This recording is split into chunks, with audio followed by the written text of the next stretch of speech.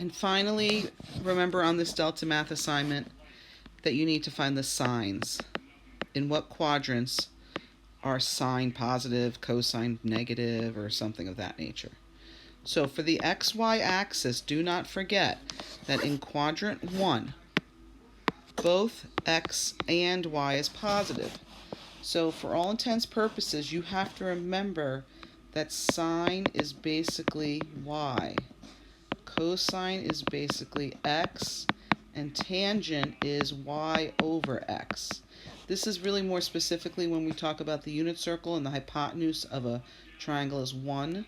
But for all intents and purposes, we're going to say sine is Y, cosine is X. If you cannot remember alphabetically how X comes before Y in the alphabet and cosine comes before sine in the alphabet. So that is kind of an easier way to remember that cosine is X and sine is Y. So on Delta Math, it's going to ask you, well, what are the signs of cosine? When is cosine positive? So since cosine is X, cosine would be positive when you're moving to the right. So to move to the right, you would be in what quadrants? Either quadrant 1 or quadrant 4, right? That's how you make a 4. So basically, if it wants to know when cosine is positive, you could say 1 or 4. If it wants to know when sine is negative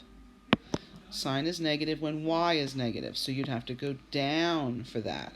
So that would be also in two different quadrants, right? Quadrant 3, sine is negative, and quadrant 4. So basically, if the question was, when is sine of an angle, we'll use theta, when the sine of an angle is negative and the cosine of an angle is positive, you can say to answer that, both are true in quadrant 4. And that's how you're going to answer the last part of your Delta Math. If it does bring up the last 3 trig functions, cosecant, secant, cotangent, just remember secant has the same sign as cosine, cosecant has the same sign as sine, and cotangent has the same sign as tangent.